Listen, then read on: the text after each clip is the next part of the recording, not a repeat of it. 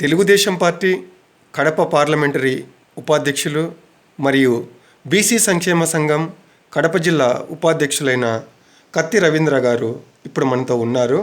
ఆయనతో చిన్న ముఖాముఖి. నమస్కారం అండి రవీంద్ర గారు. నమస్కారం. రవీంద్ర గారు, ఇటీవల తెలుగుదేశం పార్టీ అధికారంలోకి వచ్చిన తర్వాత పార్టీని మళ్ళీ అధికారంలోకి తీసుకురావడానికి కార్యకర్తలదే క్రియాశీలక పాత్ర.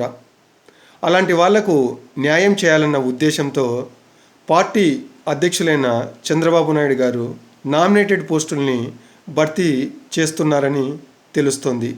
ఇందులో భాగంగా కాపు కార్పొరేషన్ చైర్మన్ పదవిని రాయలసీమ వాసులకు ఇస్తే బాగుంటుందని ఆయన ఆలోచిస్తున్నట్లు అనుకుంటున్నాము. దీని గురించి మీరేమంటారు?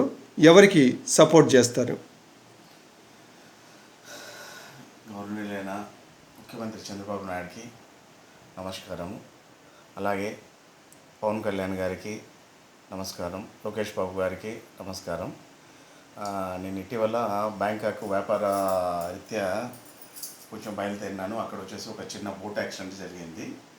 తర్వాత గత 30 సంవత్సరాల నుంచి మేము పార్టీకి సేవ చేస్తున్నాము. పార్టీకి ఎనలేని మేము ఇది తెచ్చేసి 30 సంవత్సరాల చరిత్రను వచ్చేసేసి ఈసారి మాధవరెడ్డి గారి గెలుపుతో మేము వచ్చేసి ఎక్కువ ఇది చేస్తామన్నమాట.